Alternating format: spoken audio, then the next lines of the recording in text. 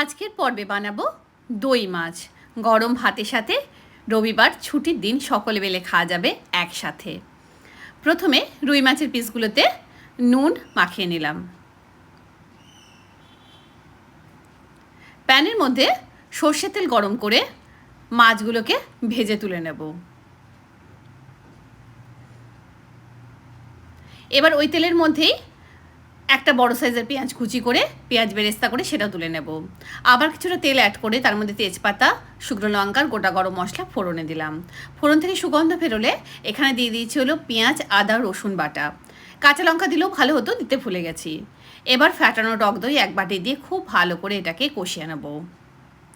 দিয়ে দিলাম স্বাদ মতো নুন মিষ্টি। এবার পরিমাণ মতো জল দিয়ে দেবো গ্রেভির জন্য। ভেজে রাখা মাছগুলো এর মধ্যে দিয়ে দিলাম।